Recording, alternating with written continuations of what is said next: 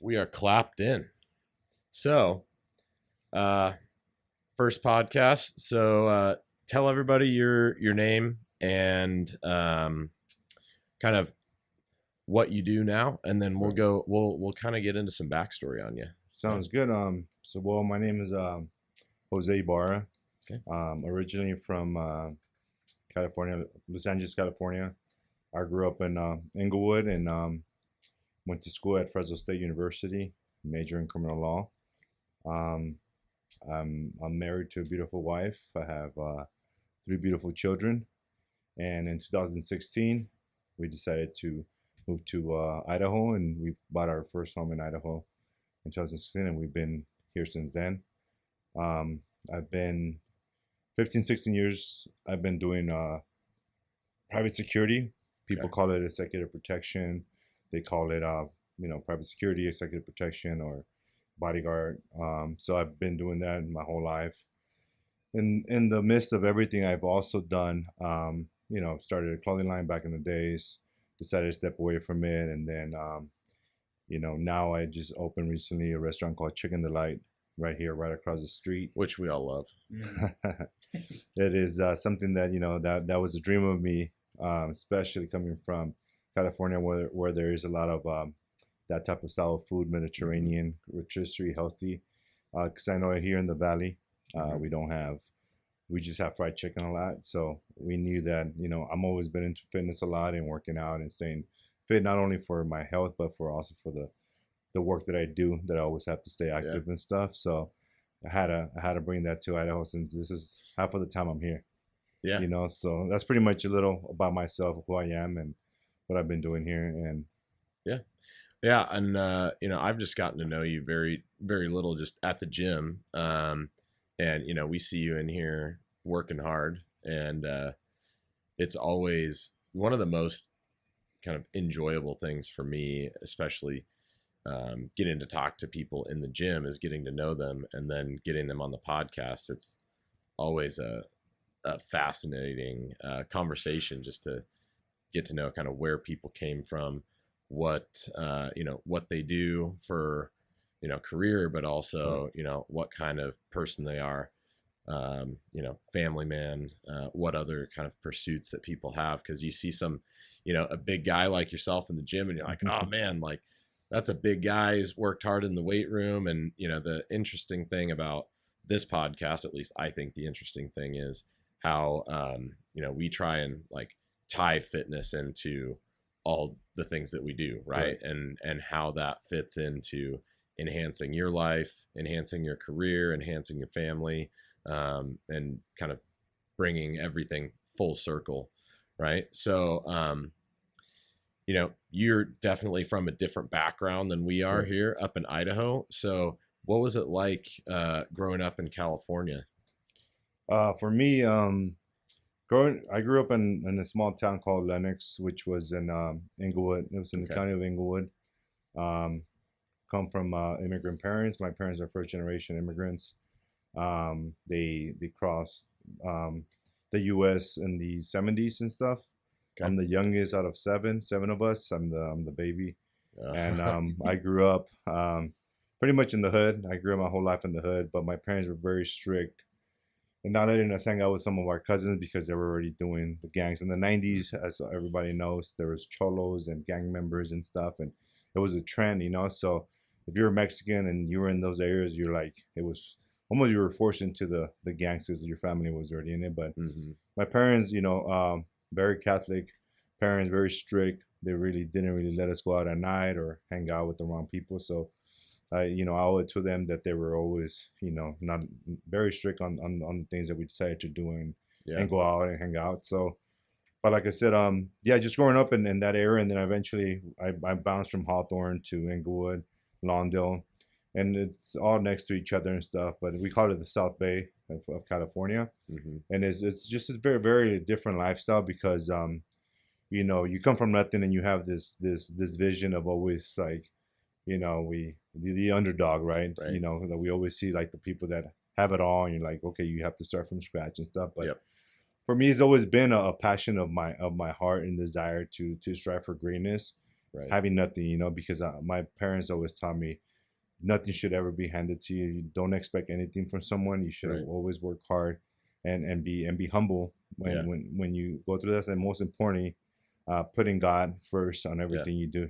Because when you put God first, and especially when you come from nothing, there's always going to be blessings as long as you walk righteous Yep. and you do the right thing under Right. His name. So that's kind of like my life growing up in that area of California and stuff. So, I didn't grow up around anything like that, right? Like Idaho, I mean, there's not a ton of diversity, especially when I was growing up in the Yeah. 90s. I mean, I had some um, students that were refugees come to my school from actually Bosnia at the time because that whole Wow. conflict was going on. Yeah. And then, we've definitely had some, an influx of people from Mexico or families from Mexico in the area a little bit, but we didn't have a ton of diversity. We didn't have, like, where I was growing up, a lot of gangs and things like that. Like, Right. what's that like growing up in that environment? And I guess what's that kind of pull, that push and pull from some of those influences? Like, is it in school? Is it after school? Like, It, what is that like? what's a lot of it is the peer pressure of sometimes it comes into school because I played all four sport not well, all three sports. So I played for in high school. I played baseball, I played soccer, and I played football. So people know that in the South Bay we're known for riots. So fortunately in California, especially in the South Bay, like South California, it's known for blacks and Mexicans to always fight each other. It's just a Mm-hmm. very common thing.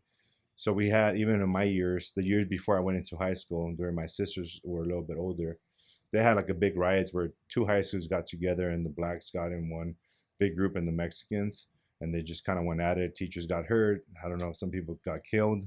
So Wow. it became pretty big. And then when I was a junior and senior, we had a smaller riot, but it was blacks and Mexicans. So I had to always put myself in the middle, and I never got involved because on the football team, mostly were black people. So I was like, I can't because I have to go to practice. They're my Yeah. team, they're my boys. Yep. And then I go play baseball, and majority of the baseball players were Hispanics. Uh, We had like two or three white people. uh-huh. Our majority of our school was 80, maybe like 90% were Mexicans and blacks, and then we had a 5% of white Caucasian, Mm-hmm. and then we had like 2% Asian, then like 2% Right. another race. So it was always very competitive. And then I played soccer, and it was all like straight Mexicans, Oh like yeah. just who would ball up. Yeah. So it did because some of I had family cousins that were there and they were already gang members, so they would be like, "Hey, you got my back, right?" And I'm like, "Yeah, bro, but you have to understand." And my parents would always say, like, "Don't matter if it's your family, do not get involved," Right. because I've always been so. My life was always been sports, so I always Mm-hmm. like if I get in trouble, I won't be able to play next week, Right. and I won't be seen by scouts and stuff like that. So I was very hesitant. So if there was a riot, my mom would just be like, just stay home today. Yeah. We'll call the teachers and stuff. So I will always Yeah. try to avoid the drama, Yeah. just because I knew that if I wasn't gonna make it in sports, I wanted to be a law enforcement officer, and I Oh, knew okay. that something on my record could affect that as well. Right. So I had the passion that I wanted to become in that area. I had to kind of turn my back and just walk the other way, unfortunately. Yeah. Yeah. Yeah. Yeah. Yeah. No, I think that's super powerful, and especially like we talk to a lot of parents in here as well. A lot of our clients are obviously parents, Right. and kids are like, it's the next generation, right? It's like one of the most precious things. Right. And parents oftentimes are asking us as, professionals and what we do in fitness, like, hey, like, I'm having this problem with my kid. Like, Right. what do you think? And it's good. Like, a lot of trainers are young and, they're kind of just starting life. They don't have a lot of life experience, but a lot of us here, we're, you know, have families and have kids or, all that stuff. And so being able to share our experience and also share, what fitness has taught us and sports, Correct. that's a huge thing for kids. And, I've talked about for years, like, parents like, how do I keep these kids out of trouble? And Yeah. I'm like, well, I'm not a self-proclaimed expert by any means in this stuff, but in my experience, like, for example, when I was a kid, I was similar to you. I was like so tied up in a few Sports. different sports. Yeah. And, I was also tied up in the gym because I wanted to get stronger and be better for those sports. Right. So if I wasn't at school, I was at the gym Gym. or I was at practice. Yeah. Like I didn't have time to get in trouble. I was so involved, and I'd have buddies that would go out on the weekends and be carrying on and drinking and partying and all that stuff, even Yeah. 14, 15, 16 years old. And I'm like, you guys are stupid. Like, No, it you know what I is. mean? And so it's just like, I really, it's good to hear, somebody from a completely different background, had a similar experience. You know Yeah. what I mean? Like, I think that's really powerful for people to understand. Like, sports as kids, like, I mean, the lessons you learn in sports, and I think Right. both individual sports and team sports are important because Yeah. your individual sport, like, it's all on you, right? Right. Like, Yeah. whether you win or lose is all on you. And then Yeah. the team sports, being a part of a group, being Yeah. able to work as a team, being able to support one another and be positive and help lift others up Right. is such an important skill, and not get down on your team, and be a part of something that's also bigger than just you. I think Right. it has so much translation into what happens and what we go through later in life that Yep. I mean, I'm sure you recognize that, like, a lot of guys that were phenomenal athletes are phenomenal in business. They're Right. those skills, like, they carry They over. carry over in the business aspect. Yeah. Talking about that, but I've always love and respect it. I tell people, like, if you're a PE coach, or if you're a coach of any sport team, and you're coaching young kids, the best thing you could do is empower them with big words. And someone like myself came from nothing. I remember there'll be times where, because when you come from I'm just speaking as a Mexican American minority family, my parents never envisioned what's a good word? Never envisioned to go to the highest of, like, you could be an entrepreneur, you could be a Right. doctor. It's always like, all right, be a kitchen manager, get a nice car, buy a house, and you made it, right? Right. They never pushed us to say, hey, you could be the next president, or you could be. There's Right. always been very, like, limited, like, oh man, just stop going to school, just go work, Yeah. get your paycheck, get your shoes, get Yeah. your. But me in sports, I was like, how can I overcome just being the not even middle class, just coming up, getting close to middle class, Yeah. to be like, okay, I've made it. I have Right. a house and I have a car.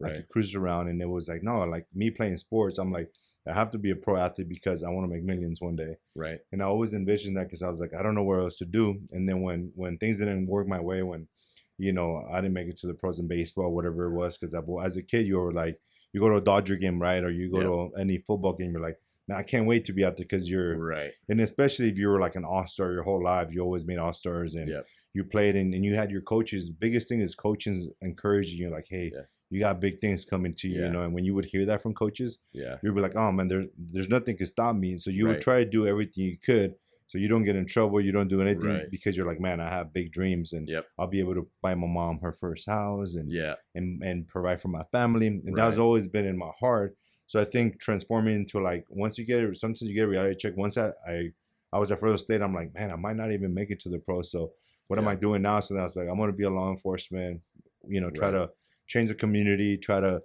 Right. help kids get out of gangs and stuff like that. And that was my Right. vision there. And things didn't even go that way. So then I started doing private security. And I said, you know what, this is something new to me that I want to learn. But then I got in working in this, I met a lot of big celebrities, and I was able to be like, man, why can't I be one day make millions and stuff like Right. that? So I learned and make connections and stuff like that in the industry that I'm in. And it's just been a blessing to see what God can do, the Lord. Yeah. And just as blessings to see, like, my mom always said, son, before she passed away, she was like, I always see you flying. I don't know reason, but you're always going to fly. I don't know what she meant by flying, whether flying big Like, dreams or literally, but I'm or- literally on a plane every weekend. Yeah. So I'm literally flying. So Yeah. I told my mom, I was like, my mom would always tell me, when my mom would always, your mother would always tell something, and you're like, Yeah. man, she would always say that. Yeah. For my mom, when she was always, when she was like, son, you're gonna fly a lot, and Yeah. now that I'm on a plane every weekend, I'm like, oh man, like I am flying, you know, and things Yeah. only get harder because you guys seen all the planes, Oh you yeah. know, Yeah. hitting, and it's only getting worse. So I've been telling my wife, like, I need to take a break from work because Yeah. I want these people to start fixing these planes. Yeah. And you know, because you get paranoid before, you just be like, you know, 0.0% of any plane Yeah. falling, Yeah. but now it's like, oh man, it's only getting worse. So it's one of those things, you know. But if you trust in the Lord, and I believe in, if it's your time, is your time. So you can't be scared and Yeah. you know, just hide in a room and be like, no, I can't do it no Yep. more, you know. So Exactly. it's one of those things. But going back to the point of sports and staying away from doing the right thing, it was always been for the people that encourage, like my baseball Right. coach, football coach, the people that really empowered you as a kid. Because Yeah. sometimes, you know, when you have parents, they're so busy. Sometimes they work 12-hour days and whatever. You see your dad maybe once before you go to work, or before he goes to work, or your Right. mom. But it's really the most important thing as parents. I recommend, I want people to do is like empower your children, and feel their spirit, Yeah. whether it's before bed, when they wake up, on their way to school, Yep. because those few minutes, a few words you tell them, that you're, to my daughter, like, you're beautiful, honey. I Yep. can't, you know, you're gonna have an amazing day Yeah. today. Just positive energy, positive. Yep. Their day's gonna change. Yep. You know, and I've seen it because seeing kids that I see grew up in school, their parents were never around or raised by one mother.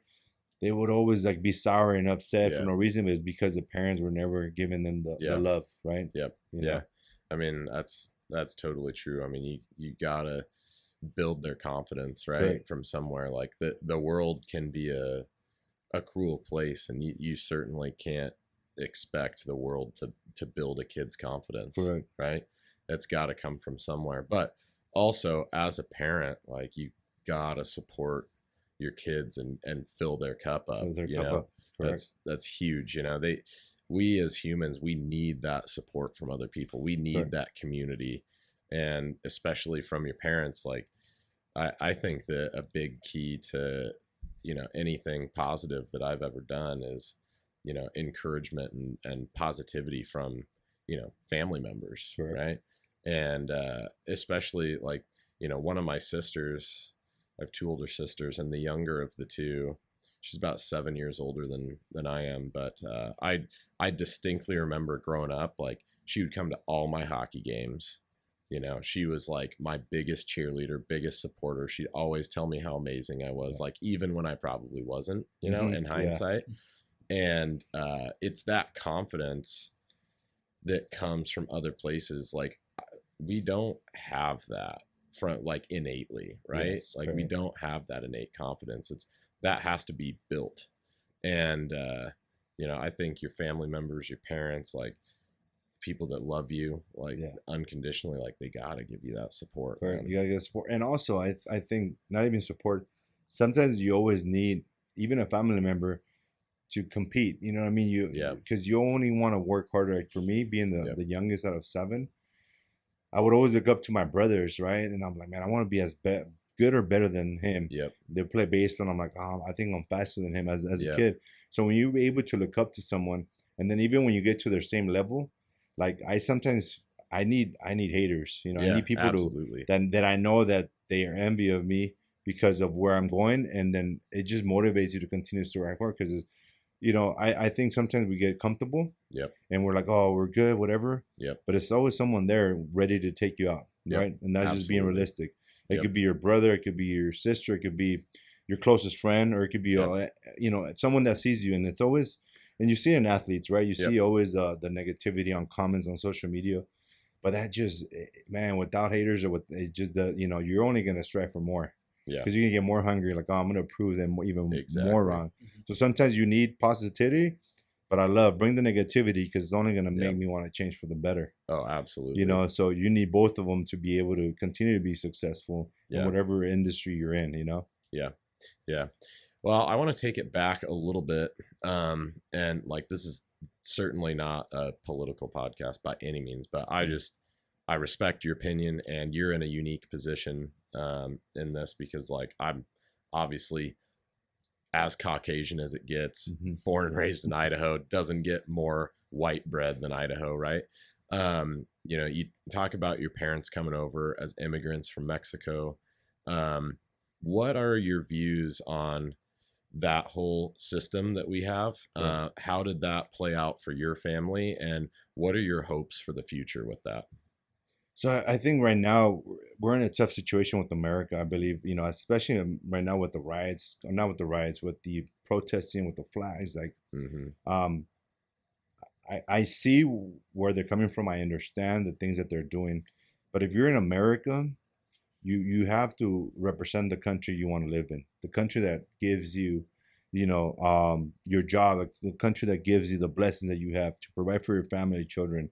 Um, I think my parents, when they came to in America, they came illegally Mm. first, um, and they would try to get their papers and get everything going, and eventually, my dad, I think, believe he got a DUI. He got in trouble. He got Mm-hmm. deported back. My mom stayed with my oldest brother and my second oldest. And eventually my dad came back, and through years they finally went through the process, got the paperwork done, and Yeah. after a couple of years, they were able to become citizens, right? Awesome. Yeah. But they also came through the border back in the 70s and stuff. And I think that with what's going on right now in the last 4 years of the other administration, I believe as a Mexican American, or a true American, is that everybody has to do the process. We can't just come here and cross the border and expect everything to be handed to you. Get yourself a free check, a free living. Like, no, my parents didn't go through that. We didn't get nothing handed. My parents had to work hard Yeah. to be able to provide for us, to put Yeah. food on the table. And in a situation like that, I think that we have to understand that it's everything has to be a system. Yeah. If there's no system, then things are not going to work, right? Yeah. With everything that's being exposed right now, with Dodge and President Trump, I've seen things that are happening. But I have families, cousins and stuff that are posting like, oh man, this is messed up, and Mm-hmm. racism and stuff. It's not racism. Like, I came here, well, my parents came here just for us to have an opportunity Right. to have a future. And look at me, I'm thankfully, I'm living a good life. Yeah. But it was because of my parents' sacrifice, right? But they Absolutely. also put themselves in a situation where they had to go through the process Yep. to become citizens one day. And Yep. they got, and I'm thankful to call myself an American now, because of what the blessings that America has given me. Yeah. There's no other country in the world that allows you to be an American here. Freedom of Right. speech, Second Amendment. Right. You have all these things that other countries are opposed against. Yep. And to live here is like, people take it for granted, Yep. and they disrespect our flag, disrespect our country. But you actually, as a Mexican American, we're this is the land of the the free, Yeah. and I love it because before, when I was younger, you get brainwashed, right, from Yeah. the system. You get brainwashed that you got to vote liberal, you have to vote Democratic, because they're for the poor. They give money to the poor. You get a check, if you're not working, and it's always been Mm-hmm. that. But once you become a businessman and you start learning the system, you're like, man. Once I started like making pretty good money, everything was taxed. I'm paying all this tax for, Yeah. Yeah. Yeah. and I'm still trying to catch up. Yep. I'm like, why work so hard if Yeah. I'm still not going to be able to make it to the top, right? Right. The rich stay rich, the poor stay poor, the middle Yep. class pretty much gets screwed. Yep. That's just the truth behind everything, right? Oh yeah. But those that are not willing to be successful and get a business up, they're gonna always vote blue, because you're always gonna feel that the government should support you, Right. right? It's always a government. When you Right. step out of that zone, you want to be successful. You want to make it to the top. So I think in the immigration system, go through the process and want to become an American, and be Yeah. proud to carry that flag of Yeah. America, because you're here and you're not gonna live in Mexico. I'm not. Yeah. I don't never want to live in Mexico, because Yeah. Mexico hasn't given anything to me. The Yeah. only thing that's Mexican is my blood, because I come from Mexican parents, right? But in the end of the day, my heart's America.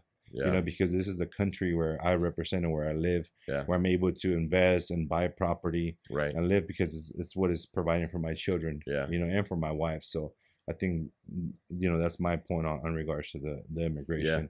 Yeah. No, I mean, I love to get other people's opinions on that. And obviously I think everybody should have an opinion, I think you're uniquely qualified to give, your personal example and Sure. kind of the story of your family. And man, I know several people that, I mean, came over here illegally themselves, and Right. they're freaking awesome people, man. Like, they're great people. and I love them to death, and I've done business with them, and um, they've taken steps, become citizens since then, and they're living the American dream, Right. right? They're a product of what America has to offer, and I think it's right. It's a right way to think, to want that Yeah. for everybody. But I also think that if it's not carefully orchestrated and systematized, like you Yeah. mentioned, then I think the system collapses for everyone, and For that's everyone. no good either, right? Yeah. So I think we need to find a balance. I love that people from other cultures and other countries want to come here. I think it's awesome. My sister's family, we have different dads, and they're straight from China, or Mm. straight from Hong Kong, rather.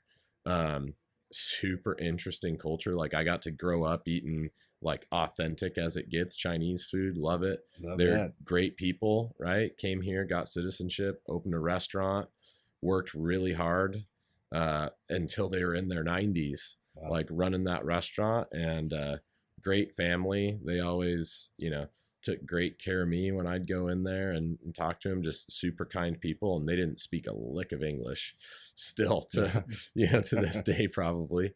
But I think diversity is Right. awesome. I mean, Yes. you know what I mean. I love talking to people like you that come from a completely different place, but we can find common ground.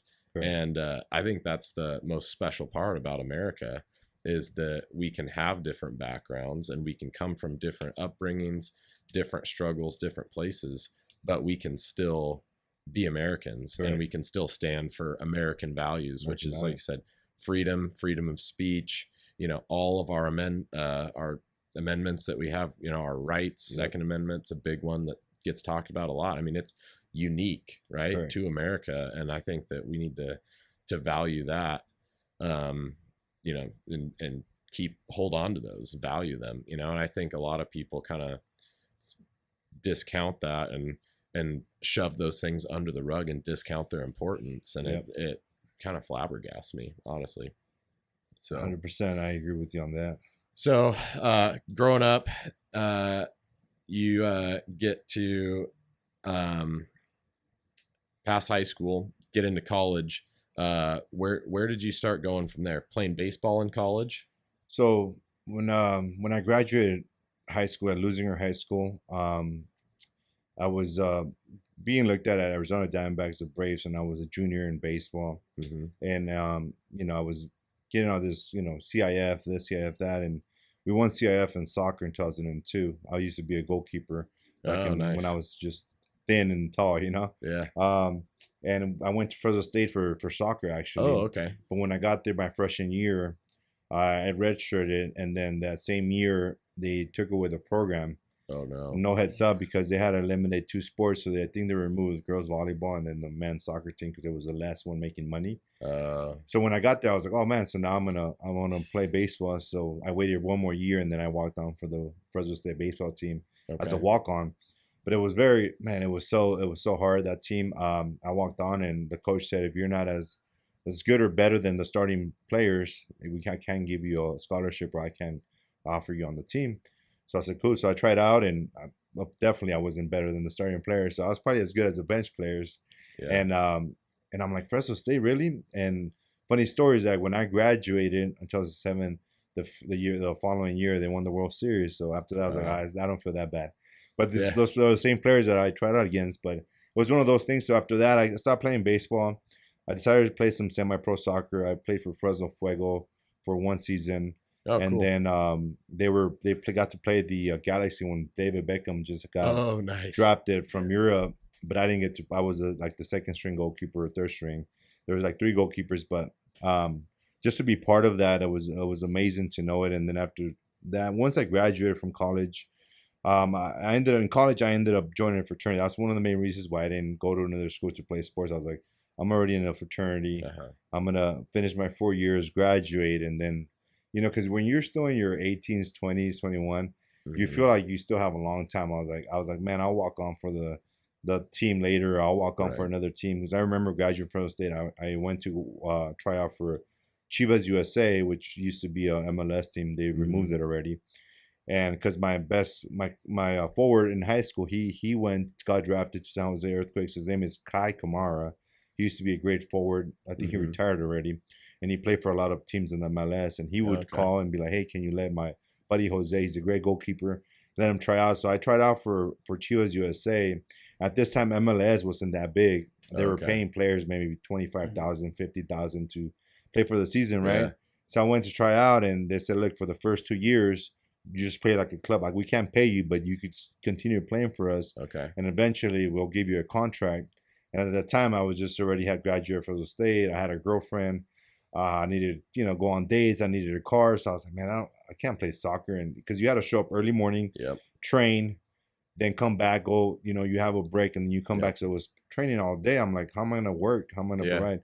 My parents don't have money. I had to still pay rent at my parents' house when I Yeah. graduated college. Yeah. So I kind of just gave it up, and I was like, I'm gonna just work, and and there's a as well as you, when you're an athlete and you're like you expect yourself to get to the next level, and you get reality checks like, no, I probably won't make it to the next level. And you start thinking, okay, what's next, right? But I already Yeah. had the whole law enforcement, so I went to Fresno County Sheriff's Department to do my process there to be an officer, and I had the worst experience with my background investigator, where he was a Mexican officer with the last name of a Mexican last name. His name was Deputy Alvarez, right? Uh-huh.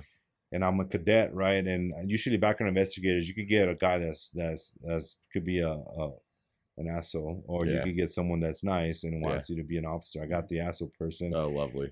So through my background, he was just picking at me.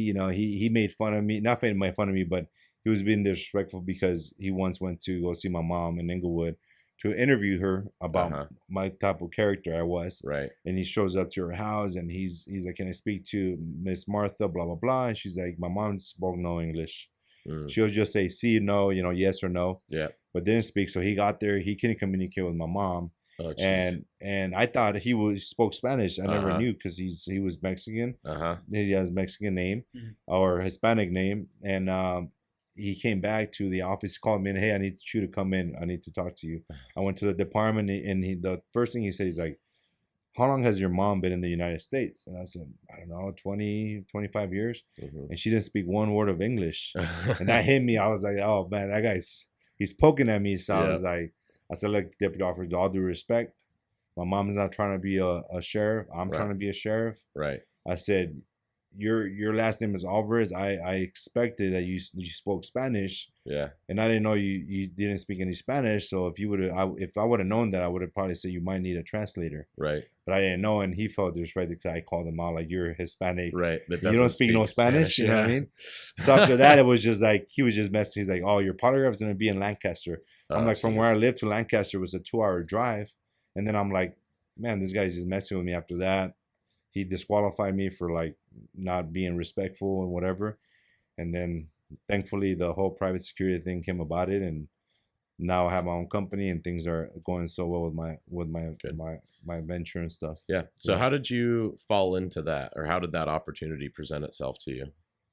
Right after that situation with the sheriffs, I back in the days it was called Monster Jobs or Monster something. You Mm-hmm. used to apply online, and I submitted my resume, and this company called Gavin DeBecker, which is one of the biggest ones in the nation for Mm-hmm. security protection, called me up, and I ended up going through their academy. I got hired, and in 2008, that was my first job. Was me learning the system. This Gavin DeBecker, they're known for like former Marines, Army, some Navy SEALs. It's a big department, some law enforcement, and you work with I ended up working with a lot of the biggest names of in the industry, actors, singers, everything. And just being so young, I've always been, you know, how could I say? I've always been interested in that type of life, right? Right. And working there, I was like, man, I started as a state security officer, which is a guy that does residential security at the house, and Mm-hmm. then eventually they put me on personal protection. After a few years, I left that company. I kept jumping from another company called Pinkerton, SISS, and then at one point I ended up working for the hustler guy, Larry Flynn, on the gold Oh, wheelchair, and I became the director of security there. And that's where I okay. kind of learned my expertise of kind of knowing how to manage a team and scheduling and stuff. Uh-huh. From there, I ended up jumping on tour with the Purpose tour of Justin Bieber. So I Oh, no became like way. the director of security for the Justin Bieber tour. Yeah. and travel all over the U.S., travel all over the world, and it was one of the blessings things to be able to travel everywhere without no expense, right? Usually Mm-hmm. everything's provided, and then it ended up working for a detail with one of the sisters of the Kardashians, and kind of met her, and then worked in that industry, and eventually working with them, I maybe like a year or 2 years later, I ended up starting my own company. Okay. And then I already knew a few clients that I worked with in the past because they would call me, hey, can you work for me? Can you work for me? But in the end of the day, I was like, I could, but now I have my own company, so I ended up just bringing them into my own company, my own insurance, my own policy. Yeah. And since 2017, 2018, I started my company, and then eventually they took off from there. With Very my cool. biggest client, I've gathered more accounts. Yeah. And it's just been such a great journey to see my company grow. What I've done too is recruited a lot of my former partners that I used to work with at other companies, Right. brought them in to work for my company, and I trust them because in this type of field, people in the celebrity life, it's a very confidential Yeah. lifestyle, right? You have to sign an NDA. You can't speak anything about who they are, even though people, when they know that they see me on social media or whatever, oh, I saw you on Instagram. How is she or how is he? I can't, even when I go home and my daughter's asking me about one of the clients that I work Mm-hmm. for that she has a crush. Yeah. I'm like, sorry, baby. Like, I don't know. I play Yeah. dumb. You Yeah. have Yeah. to play Yeah. dumb because there's some people that always want to ask questions, and I'm like, I'm sorry, I don't Yeah. even know. So you Yeah. have to dodge those bullets Yeah. because you sign these big $1 million contracts, and if you speak a word, you could get sued. So, as a professional, I always tell people, like, the less you speak, the better Yeah. your job, your career will be. Yeah. Yeah. Because Yeah. it takes a lot. Some of these people put their trust in you to protect Absolutely. them, to protect their children, protect their home, but also protect their life Yeah. that you know about that nobody else knows about. Because Right. people pay a lot of money. Privacy.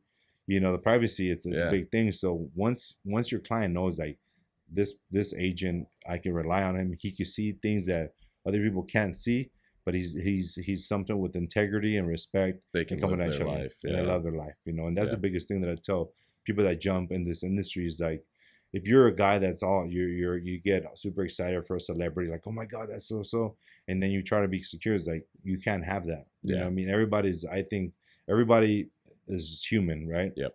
And I deal with this a lot because a lot of my clients get harassed by paparazzi or fans and stuff, and I understand that they're obsessed with it. They almost Yeah. idolize these people. Yeah. For That sure. sometimes you have to explain to someone, like, in the end of the day, they're just human. Yeah. They got Absolutely. lucky, or they just been in this situation for a reason, Or they have which talent, is they or have talent, Yeah. and just give them a little bit of privacy. All Yeah. that's all that we're asking for, Yep. because people sometimes they get so, like, hypnotized, I call Yeah. it, where they just do anything just to get their Yeah. the signature, the picture, the selfie. Right. It's crazy. So it's a crazy lifestyle that we kind of have to deal with, both the regular people that just want to, like, attack our the clients, and the clients just kind of expecting us to do our job to make sure that they feel like everything's under control. Right. No So, chaos. what are the types of things that you guys do for your clients? We do everything from protecting their homes. Okay. Anything that comes to the residence is being monitored. We scan it, we check it. Any vendor that comes in, you pretty much have to get their driver license. You check, they sign NDAs. Anybody that has to come work on the pool, whatever, pretty Hmm. much we're like the wall of the house. Nothing Okay. comes before and in. On that residential security, on the private sector, on the personal protection, Uh huh. you pretty much go from anything from, you got to get the vehicle ready, make sure the car is full, make sure everything's good, make Yep. everything's clean. Yep. And then you're focusing more, like, advancing what location is, what kind of appointments does she have. She going to a doctor's appointment, Right. learning where you're going to go. Okay, how many exit doors do we have? Right. We're Right. Right. taking elevator, we're taking stairs. What's the threat there? Looking at the logistics of the threat, and that scenario Yep. of whether it's in Beverly Hills, So you guys are or doing lots of threat assessment and assessments. all And that once you stuff. already been there, because usually clients go to the same doctor, Right. same dentist, or same restaurants, Right. we create something called, like, a SOP, Right. right? Standard Yep. procedure operations, Yep. to know where you're going, and then you Right. get the contacts of the managers, the people that are working there, and it becomes easier once you already know it, because they already know, oh, your Kai's coming in, yes, can you do the same thing? Meet us in the back door. We're coming in through the back. She doesn't want pictures, or he doesn't want to be seen, Right. and it comes pretty much, it's a system. So I tell people, like, when you work in this thing, like everything's about preparation before it happens. Right. You know, because when you get thrown to something without knowing where you're going or never even been there, you're just kind of like running with it, you know. Right. And when you run with it, that's when something happens. Yeah. But once you prepare yourself before you go to the event, it always goes so smooth, you know. And things are gonna happen. You're gonna get a, you know, dodge a ball here and there when things are like, okay, well, never mind. I want to go this way. You're like, oh well, all right, let's go. And sometimes you do what the client says, unless if there's a threat, then you're like, sorry, man, we can't go that way. Right. We have to go this way because this and this is there. Yeah. Okay, I get it. You know, so being able to make them feel like you're in control, because they want someone that's like, okay, this guy is confident, he knows what he's doing, have their best interest, in heart for their safety, most importantly. Right. Yeah, you know? Absolutely. So, have you had any crazy experiences with doing that? Because it's to like, be honest, you know, we hear about people that have like, you know, security and things like that, and it's like, how often does that actually, you know what I mean? Yeah, no, I think it for me, I've never encountered like a serious threat where it's like an attack, or someone with a gun or anything like that. We've dealt with more of a fan situation where there's a fan that could be like sending letters to the house, right, and has a crush, and kind of stalker. We have a picture and we do an investigation of who this person is, and we kind of have a list of different fan base or stalkers, right, and we look for them at special events, premieres, red carpets, right. We keep an eye on those persons. But then you also deal with these crazy paparazzi, especially in New York, man. These paparazzis are, you care less. They'll get in and out on their bikes.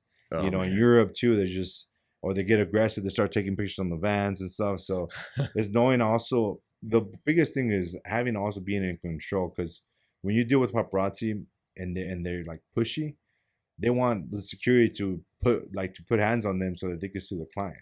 So I tell my guys, like, look, be professional, kill them with kindness. Say, hey man, just do me a favor, just let us through, like, be good. Because when you come out like just all, you know, an alpha and like, hey, get this out, move out the way. Yeah. On the way out, they're gonna make it worse for you. They're gonna be like, oh man, this guy, I'm gonna make this guy go to his limit, have him punch me or something, and then they're gonna report it. And then they can care less about your salary. They're gonna care about her salary, right, to get whatever they can from her. Absolutely. And then you're fired eventually because your client's like, I paid $1 million, you know, lawsuit for this guy, even though he was doing his job by protecting me. But there's a certain way you have to manage the protection. Right. You know, this guy has a camera, he doesn't have a gun. Right. So know the distance, know how far you can go. Use your body. You know, I tell everybody, when you deal with paparazzi or any threat, I always have my palms open. You know, like I'm like, hey man, because it shows like, hey, there's peace. Even if someone's watching, you're like, hey, you know, and this shows like you're trying to avoid it. You're not a close fist shows like, okay, this guy wants, like, he's maybe aggravating. Because camera can't tell you what the words are saying. Right. But when you have like the hands open, and even here, if this guy wants to do something, you're already blocking the defense, right? So I tell people, like, just go like this, you know, because it kind of helps you in case it comes with the lawsuit. Yep. You're ready to get down or ready to diffuse the situation. Yeah, exactly. Yeah. You know? No, that's interesting, and that's not a world that many people get a glimpse into. You know what I mean? It's pretty fascinating. All the, like, I mean, I think about it all the time, how, you know, we totally take our personal space and our privacy for granted, and what an intrusion on that would look like and feel like for people. And it's not good. That's not a good way to live, right?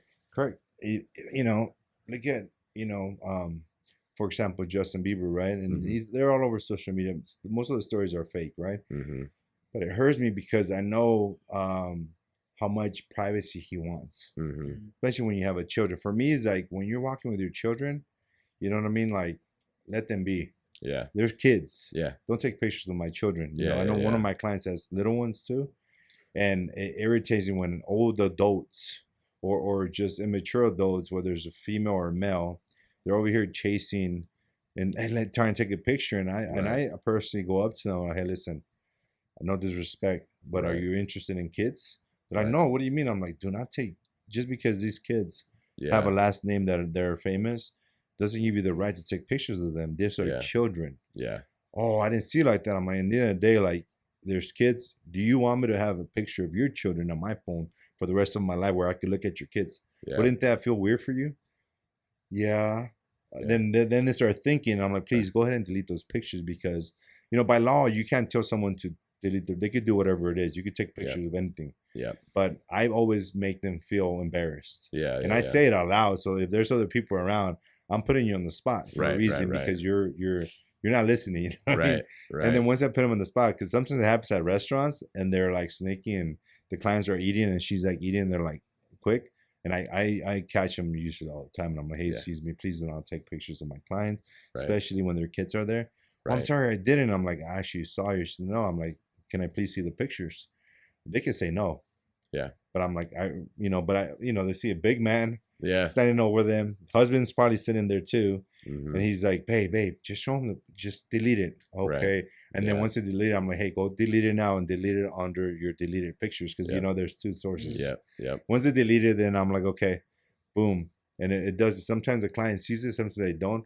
But we always have to be on our toes when it comes to privacy. And I tell people, like, man, it's just such a thankful situation. Not thankful, but you're blessed when you can have a privacy. Right. Some of these celebrities or singers or whoever it is, they probably wish to have a normal life. They're like, I don't need this fame and money. Like, I Right. just want to have a nice meal with my family. Yeah. And that's where, as security, coming from experience, I was like, man, I wish they had that, Yeah.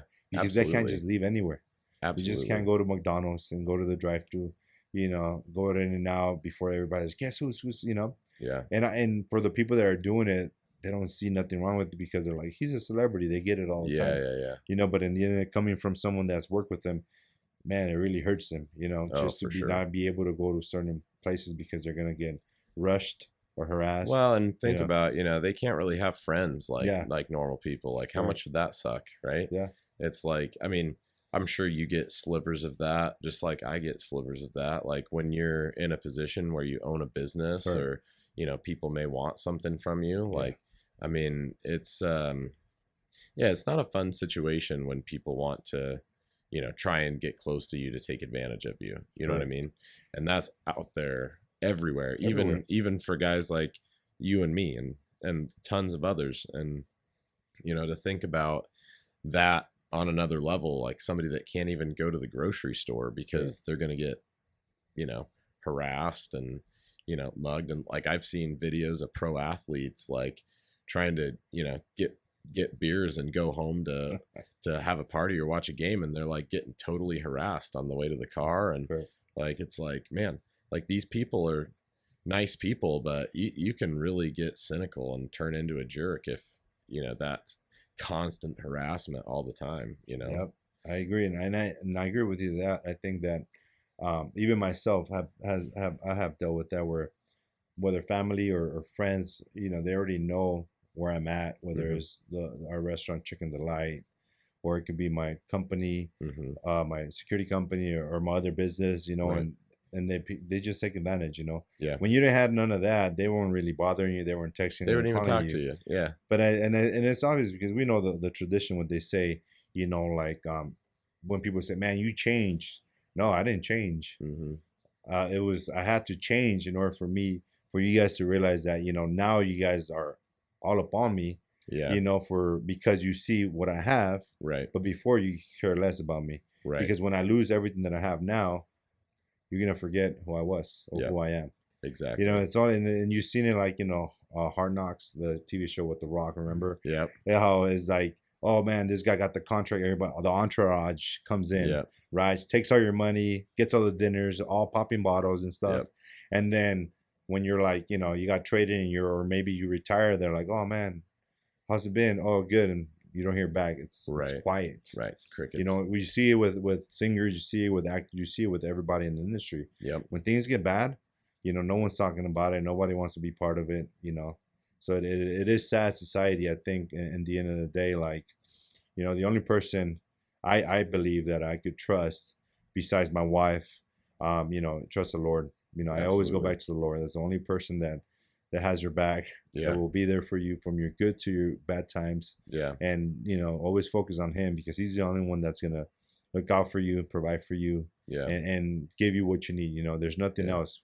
Friends are, be supportive, families supportive, but at the end of the day, when things go up and down like Monopoly, don't expect them to be around. That's Yeah. just the bottom line. Yeah. You know. Yeah. So how has your faith impacted both your success in business, but also your your health and your family Yeah. life? Man. So I'll do a little bit of history just because I like to talk about religion a little bit. Mm-hmm. Um, I was raised Catholic by my Okay. parents, raised Mexican, hardcore traditional Catholic. Okay. I'm from a small town, and my parents are a small town in Mexico called Capilla de Guadalupe, which is called for a small town of the Virgin Guadalupe. Okay. She's a goddess. She's Mary pretty much, but a Mexican version, Yeah. which people know about, and they emphasize a lot on the Virgin Mary more than Mm-hmm. Jesus Christ, the Lord Mm-hmm. and Savior, right?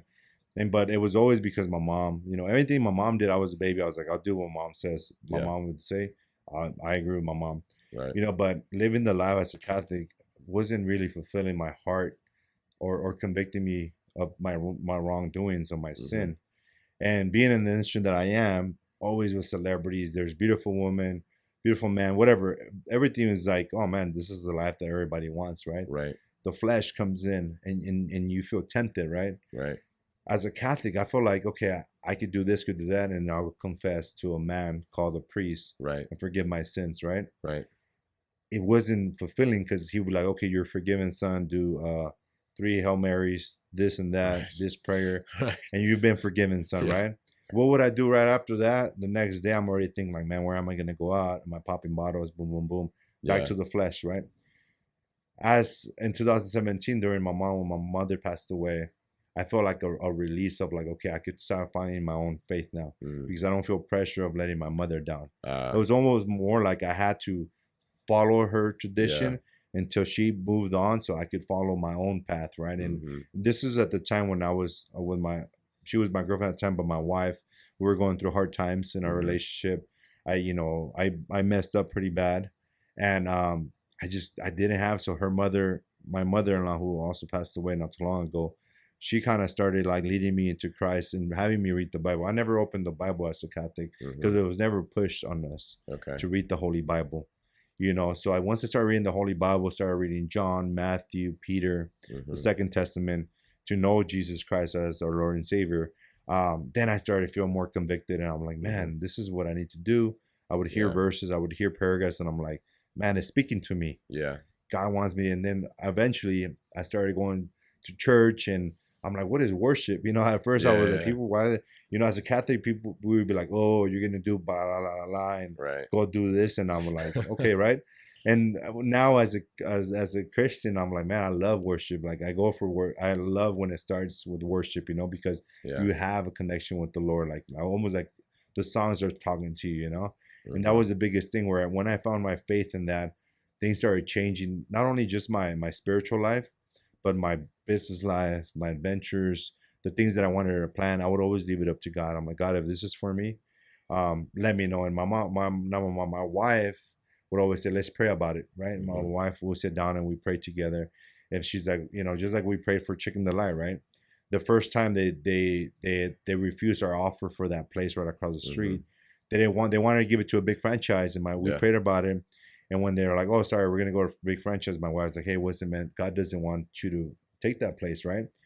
So we started looking somewhere else, and I kind of like put it on the side. I was like, oh, eventually I'll do it. Yeah. And then 3 months later, they called us back, and they're like, hey, um, can you guys want to have it? I said, oh, it's not over. The franchise dropped off. Mm. They're not gonna take over. I was like, okay, but they're like, but if you take it, we're gonna give you a 6-year lease, and go ahead and give us 6 months up front. I was Yeah. like, okay, let's do Yeah. it. I said 7 is the lucky number, Rest Yeah. on the 7th day. The Chicken Delights, it's a Christian restaurant. We don't open on Sunday. I was like, it's meant to be. Yeah. So I went ahead, and my wife said, look how the Lord made you wait, because the Lord always makes you wait on everything you want. Yeah. Right? It doesn't happen overnight. I tell people like, He can't just bless you. You have to go through something to know that it's always better reward when you work for it or you wait for it, right? Right. And He did, and that's one of my testimonies, that is God always has blessed me, in my life with things that I'm like, I never would have thought myself I could have been here, because when you pray about it, and you on a daily basis, I tell people like, just pray even when you're on driving home, turn off the radio, put some, worship music and praise them, just on a constant base. It goes a long way. For me, it does Mm-hmm. spiritually, because anyone, when you're driving, especially in California, someone's cutting you Sit in off. Here in traffic. Idaho, no one cuts you off. But when you're in Southern California, you get cut off. You're like, dear Lord, Yeah. just help me right now. And you're just Yeah. like, I don't even want to look to the right and look at him in the mirror, Yeah. Yeah. or her, So it's always like, and now I carry that with me as a believer of Jesus Christ. It's like, because I read the Bible. I try to read the Bible every night, and I'm not perfect. So sometimes it could be a weekend on, man, I haven't even got back on my reading. Yeah. But when you do, the verses relate to you, and you always have the Holy Spirit convicting you, like, don't do it, don't retaliate, don't talk back. Even with my wife, our marriage, our relationship has only become stronger. I go to Rock Harbor Church. It's an amazing church. Pastor Keith is amazing as well. He has great sermons and stuff, and has changed me because we were going through this program called Reengage. Mm-hmm. It's to reengage yourself with the love, right? And I know a lot of friends and families and people out there that you focus so much on the kids that your relationship with your wife loses a spark, right? Yeah. It's not like before where you could, in the bedroom every night, right? Like, let's do it. Now you have to time it. Yeah. Now there's a schedule. Now there's a system. And as men, like, we're built as alpha. There's testosterone. There's like a different. Women's are more of like seeking. Can you hear me? I need to be touched and caressed and noticed. And it's one of those things where I tell my friends, it's like, hey man, like, the biggest thing is having grace. Yeah. Grace in your wife, grace in your children. And it goes a long way, because when you always put yourself last, and you be the bigger person, even though sometimes you feel that you're right on that situation. So you know what, buddy, you're right. I'm sorry. Yeah. And be the bigger person. It goes a long way, and God will like change your marriage and change your relationships, because you're willing to be the bigger person. And you'll see the things, how things could change with your relation when you have grace. Yeah. I mean, the lessons that you learn, super powerful, right? I mean, and the things that the Bible has to teach, super powerful.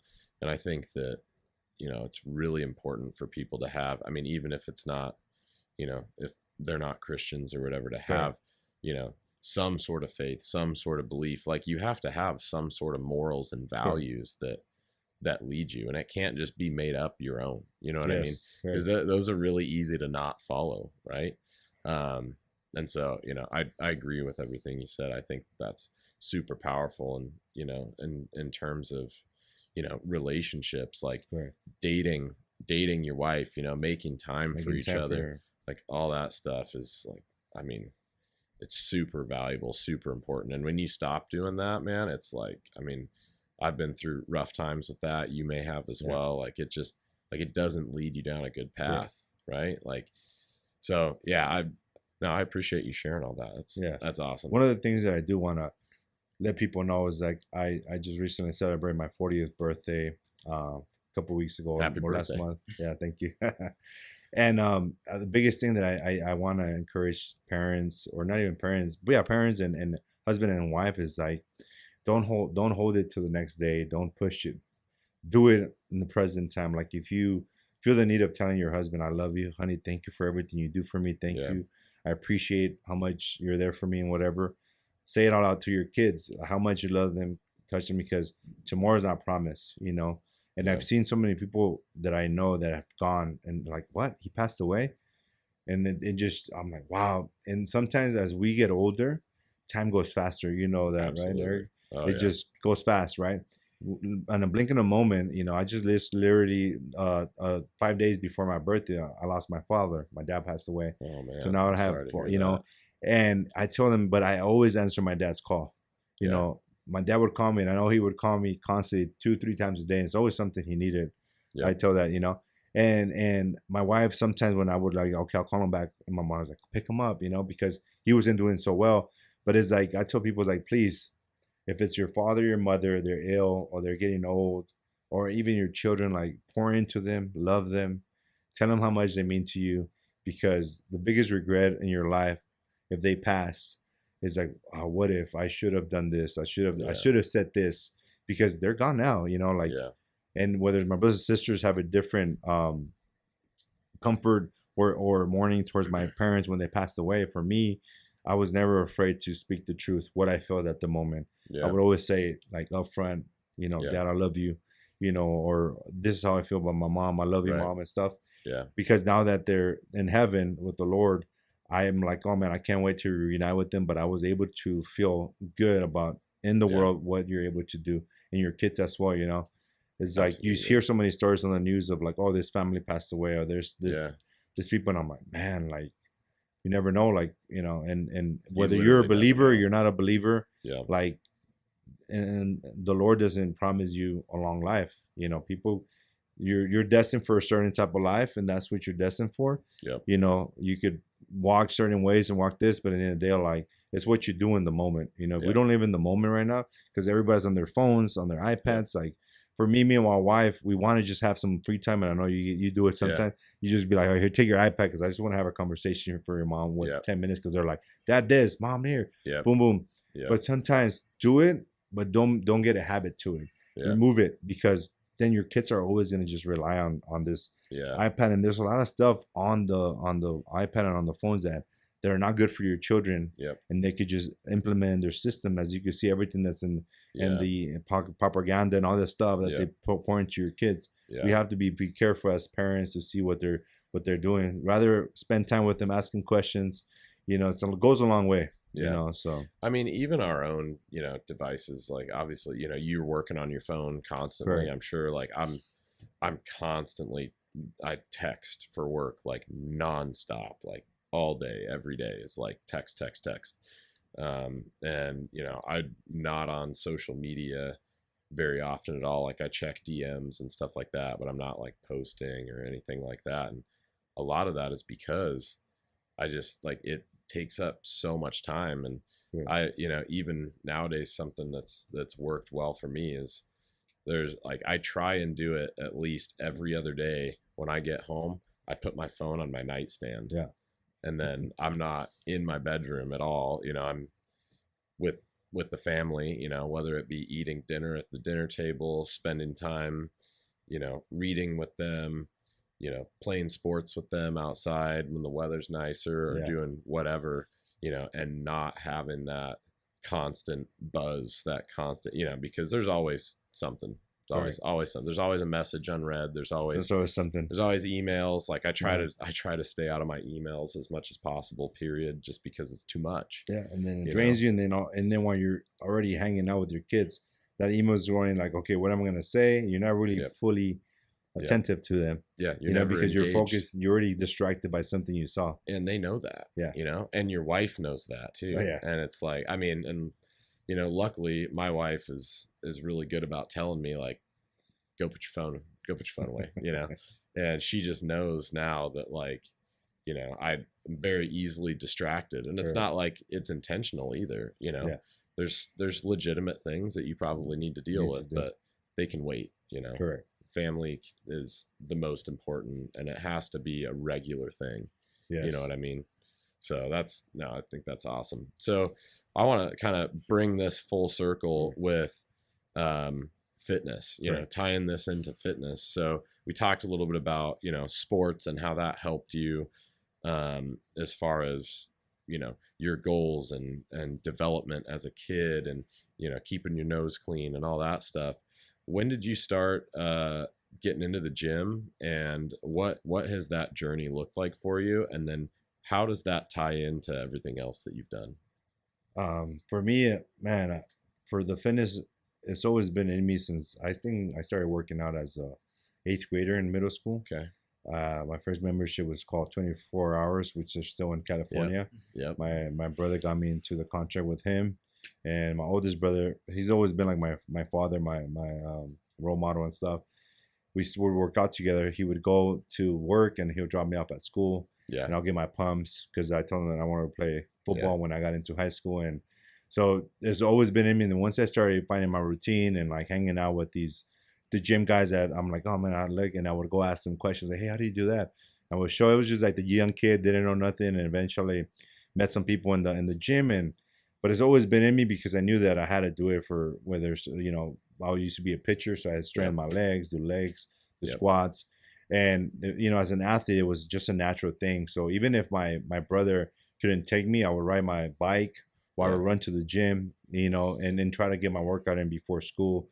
In college, it was always like a thing. It was like kind of like remember Jersey Shore, and just Oh yeah. you're in your in the house with your frat brothers, like, hey, gym time, and Yep. everybody will get up. Oh And who's ready, yeah. and you just kind of be like a thing. Everybody Yep. you get the scoop of work. Everybody takes the scoop, Yep. and it was just fun because you're like, hey, who's going to the gym? Yeah. Because even when I was in school, fraternities would play other fraternities where there was flag football, softball, Yeah. and it was just fun because I'm like, okay, I got to go train it. But it's always been in me of training on a constant basis, even at this age, just because of what I do for work. And I try. It's hard because we try to.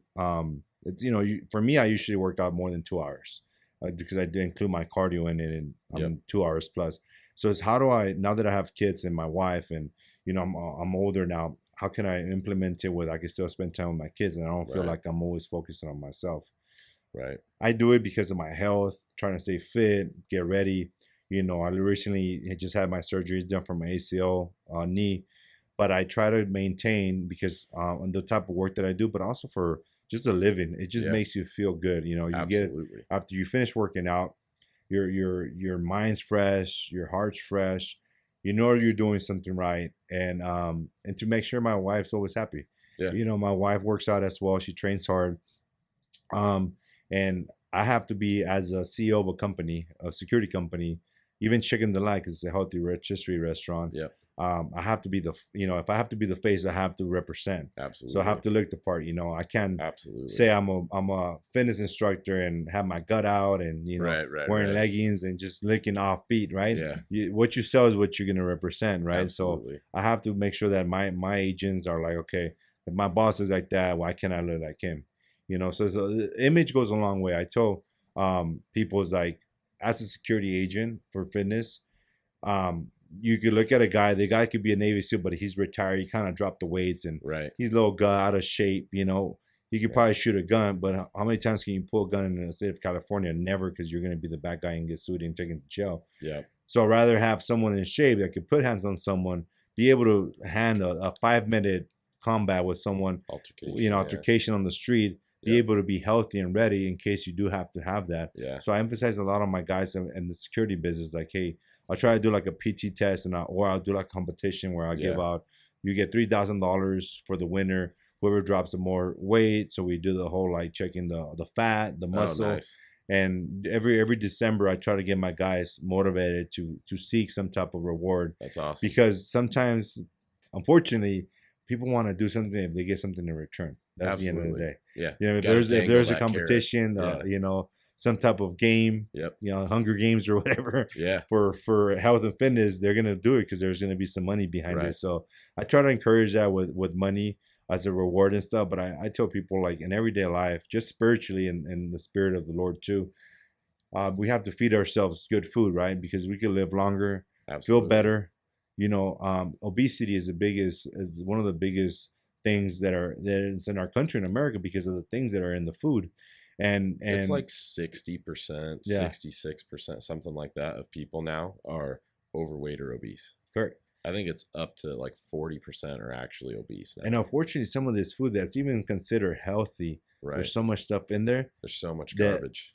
So much garbage. And I think in America, we emphasize a lot of training because there's the food that we eat is not the healthiest, unfortunately. Well, and you brought up a good point the other day with the bar that you gave me, which that was delicious, by the way. That was good, right? Yeah, it was money.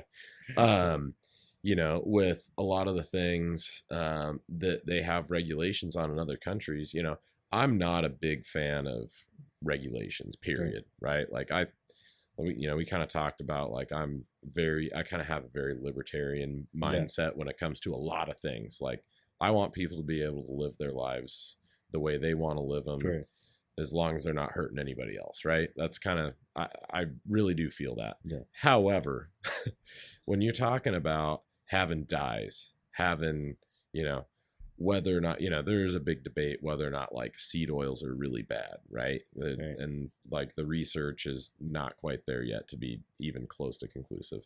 And there's all of these other things like, GMOs and herbicides and pesticides, the glyphosate thing, like everything, like, it's huge, like food production. And, the argument is, oh, well, we can produce more crops and more food and feed more people and all that stuff. And it's like, well, what's the expense? And are there alternatives? Like, that's the big thing is like, okay, so you're doing this for this purpose, but is there a better way to go about it?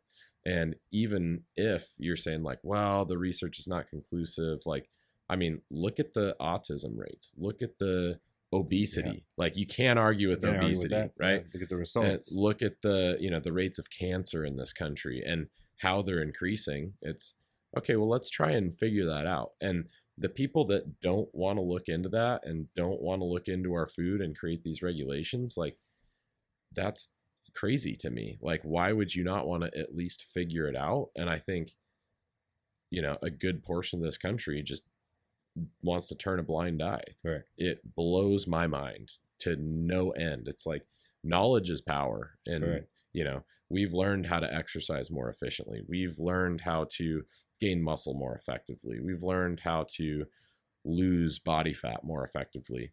Why are people unhealthier than ever? So looking into all of those health areas, like, how we're growing and what we're putting in our food, all of that stuff, and how we're educating our kids in diet and exercise and, encouraging healthy habits and movement. And like, I mean, the crazy thing is, like, did you have the food pyramid when you were a kid in school? Yeah.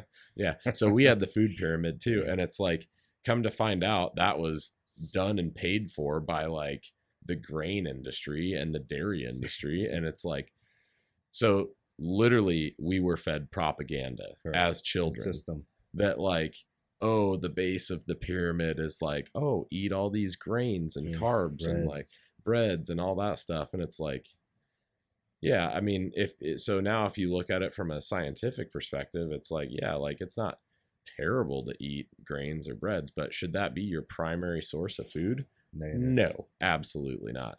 And then the people that are attacking meat and like, red meat and, like we talked about the other day, jacking up all these chickens with a bunch of steroids and growth hormone and like all this crap. Like, there's gotta be, if you're going to do that, you got to at least study the implications from that. What is that going to do to the people that are going to eat it, right?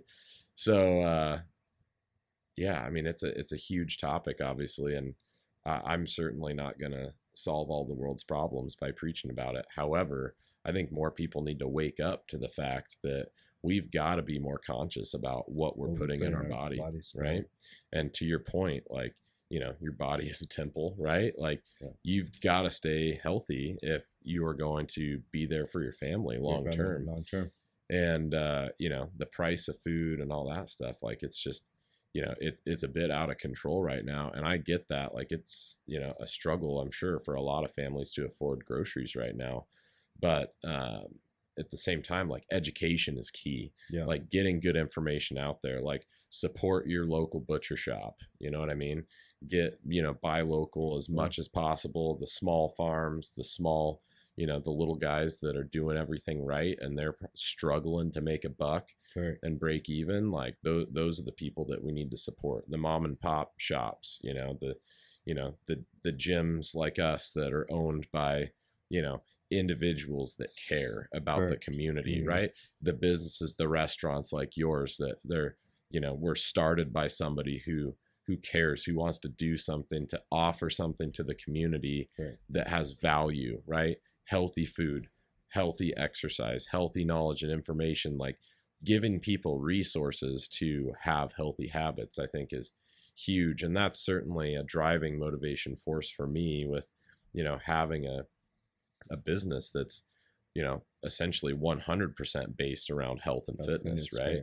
It's like, this is my gift to the community. And obviously it's not free. Like, we got to pay bills. Like, all this stuff isn't cheap, right? But, giving the community a place where they can go to have information, to have motivation, to, have access to quality equipment and the things that they need to be healthy. Like, I think it's huge. And I think you've done a similar thing with your restaurant, giving people, a healthy alternative to going to McDonald's or going to, the fast food places that are just, I mean, I definitely respect McDonald's as a business. I think Hmm. what they did was genius in terms of business. However, I mean, the detriment to society is also huge with, Correct. you know, putting our population on a diet that's not a good diet.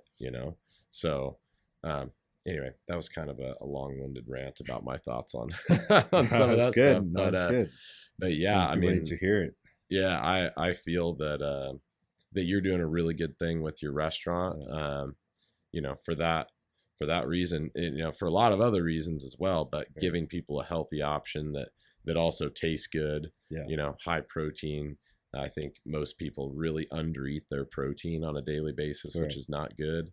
And that's going to help them come into places like the gym and have success if they need to lose weight or build muscle or whatever their goals are. And we got to eat, and we don't always want to cook at home. So it's nice to have a A place place where where you could just go and go and have a nice, warm, delicious meal and not worry about, you know, the the health ramifications. Because I correct. feel like that's a lot of the problem is like, oh man, I don't really want to cook tonight. Like, oh, I'm just gonna go, Yeah. wherever.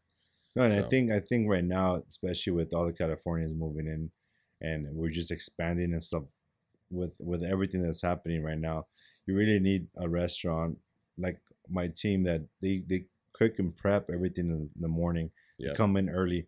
If you go to any new restaurants, a lot of restaurants go out of business. Why? Because they're emphasizing you have to put all your money on employees, yeah, staff, right? You could open up a chicken strip restaurant. You have a young high school kid at the register.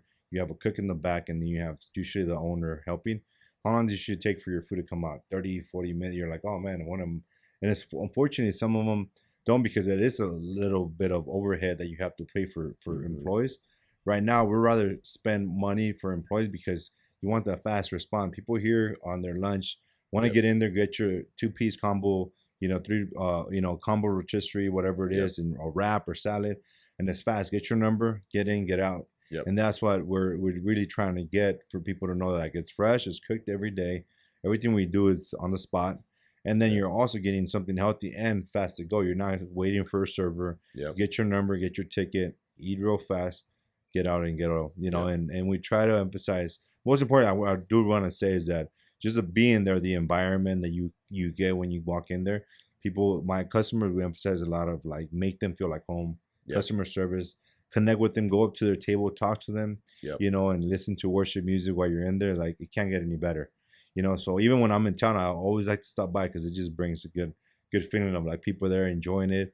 yeah, And we have big goals for Chicken Delight to grow one in Nampa, one in Boise, and eventually on around the U.S. But right now we just want to get the meaning behind it, tell people what it is and what we stand for, and let the Lord do the rest. yeah, If it's meant to be by the Lord, He will make it happen. yeah, And that's what my goal yeah. is. No, that's awesome, man. So we have a few kind of off the cuff questions that I Yeah. like to ask people just to kind Sure. of wrap things up. It's just fun. And quite frankly, it helps my reading list because one of them is uh, do you have any books that you would recommend to people that have helped you or influenced you? I mean, I'm sure the Bible is one of those for you. Yeah, I think when I was younger, I used to read the one that was it's called the you were the cleaner. Yeah, it was called.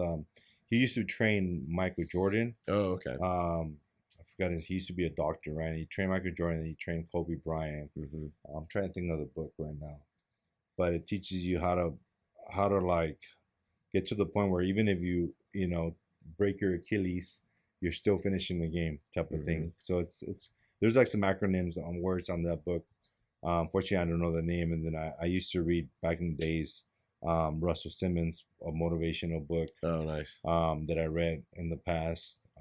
So I did a lot of reading before into like, putting it out there in the energy, things are going to give back. But once I became a Christian, started reading, I would just emphasize my reading into, the Bible, Hmm. because I think in the end of the day, that is what I need for me to kind of focus on what the Lord has planned for me. But there's those kind of books that I kind of read growing up and doing my clothing line and stuff. I just looked up to a lot of entrepreneurs and stuff. Yeah. But I'll be honest, I'm not really a big reader, but I do watch a lot of podcasts, and Yeah. I watch videos of Yeah. people and YouTube videos and stuff. So What are your favorite podcasts?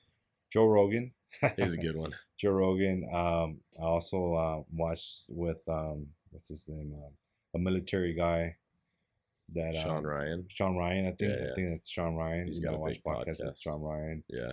I'm trying to think of a few other podcasts that I listen to that are pretty good. I'm trying to think. I can't even. Yeah, think of there's my a head. few good ones. Like you may be interested in like more on the health side. The Huberman podcast is good. Andrew Huberman. Peter Tia's podcast is pretty good. Rhonda Patrick's podcast is pretty good. Okay. Those are more along the lines of like health and like medicine, things like that. Okay. Those are kind of interesting. Fun question. What type of music do you listen to in the gym? Man, it varies. Sometimes I go. It depends on the vibe. Like sometimes I do like a classic hip hop. With the 50.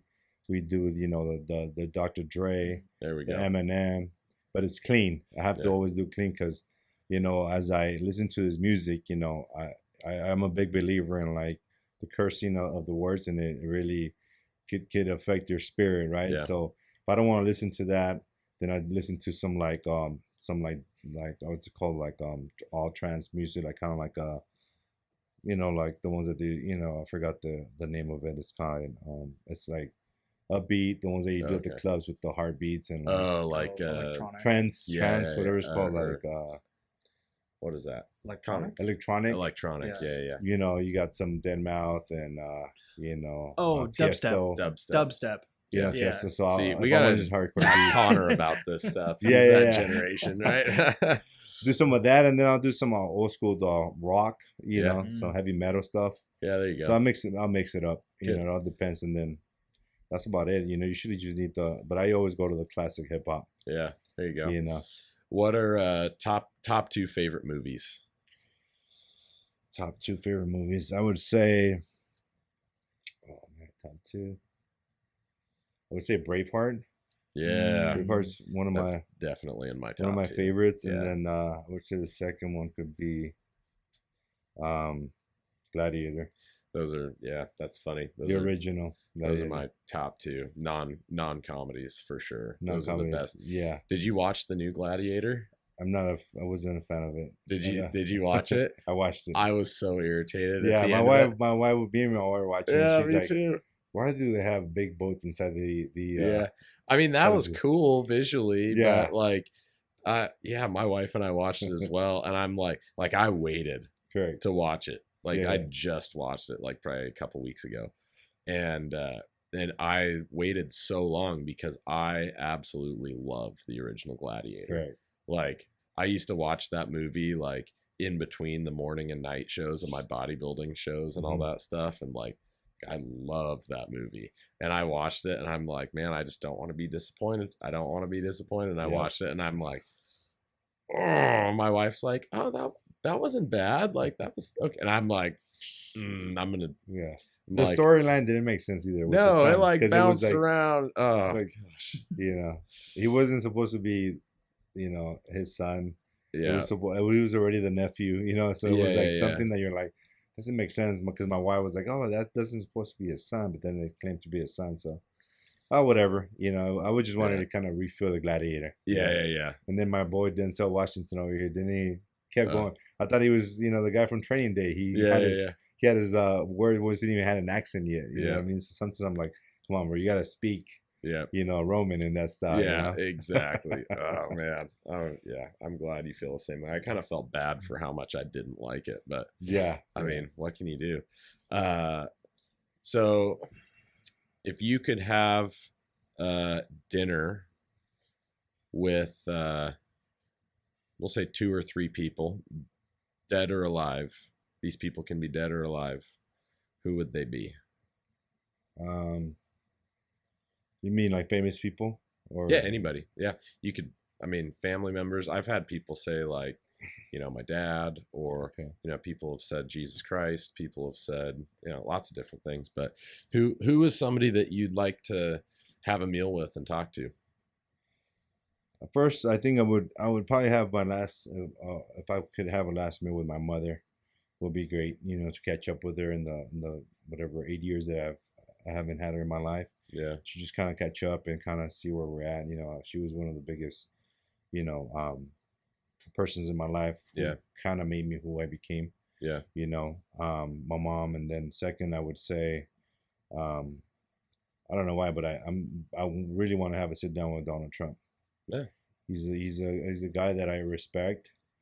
That I wasn't a big fan of when he became president the first term Mm-hmm. in 2016, I believe, Yeah. right? But now the things that he's done, like I look up to that guy. I was like, man, this guy, he speaks what he says, and I don't focus on the character, but I focus on the policies. Yeah. And then lastly, I would say, there's no way I would say, Jesus Christ, Yeah. Lord and Savior. Yeah. Ask him so many questions and just kind of listen to him, and just get to know more than just what the Bible said. Yeah. Because I think people always say like, oh well, Bible was written by people. There was Yeah. just man written. But what if there was more stuff to it that Yeah. I could have say, hey, this also happened, but it's not in the Bible. Yeah. You're like, wow, Yeah. I would have known. I'm more intrigued as like when he died on the cross, like he went to hell, Mm-hmm. and that's Mel Gibson's doing the movie about that, right? Uh-huh. He's working on that movie, but I want to know like what happened, what he went through, what did he see? Did he start throwing punches with the devil down there? Got the Yeah. belt, Yeah. but it's like it's one of those where it's like what really went down, and Yeah. I think those would be the most.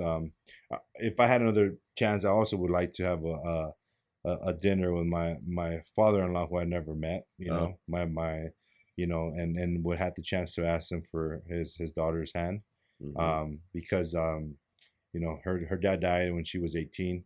I didn't meet my wife till she was late 20s. Okay. So he's a very person that is very highly spoken to. He served in the army, military. He was a high school coach for Paradise, California, the Oh, city cool. that burned down. Everybody knew him as a teacher. So for my wife, I want to give her that. But I know that in the end of the day, when we enter the kingdoms of heaven, I'll get the chance to sit down and have Yeah. coffee with him. But I think Yeah. just being able to meet him in person, because my wife speaks highly of him and Yeah. would have wanted that time that I could meet him. I think he would have been someone that I would Yeah. really would love to just have a sit down with. Yeah. Very cool. No, I love the answers, man. Yeah. No, this has been great, man. I really enjoy doing this and getting to know you.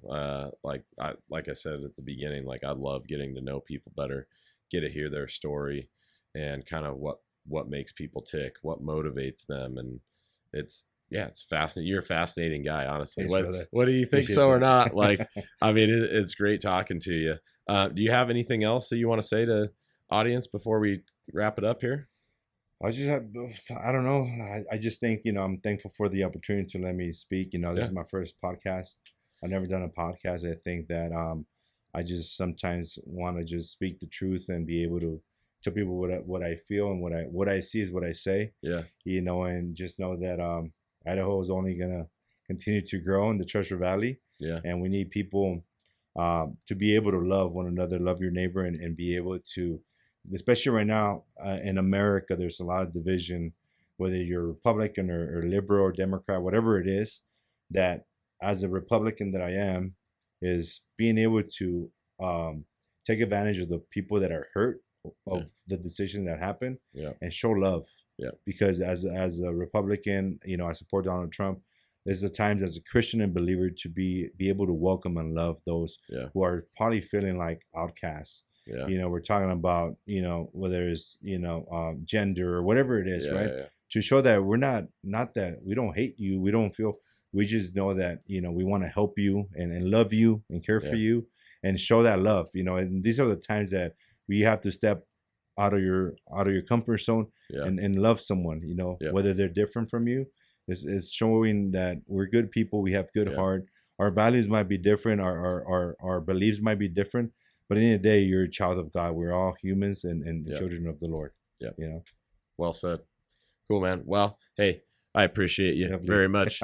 Thanks for coming on. Yeah. And yeah, we'll see everybody later. Where can Okay. they find you? Me? Yeah, You can online, find me. social media. Or they can find me on Instagram. Okay. I'm usually kind of hidden. It's you can go to ATS Protection.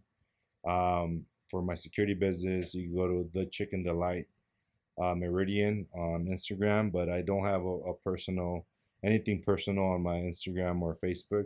So find me on my businesses. You'll see. I'm usually the one that runs the social media.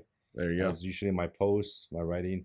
Besides, Jolin does our Chicken Oh, Delight video, nice. so Yeah. he does the video. He takes all the credit on that. Yeah, there we go. But other than that, you can find me there. You can find me here at Mecca when I'm in Right on. town at the gym, or find me at Chicken Delight. Awesome.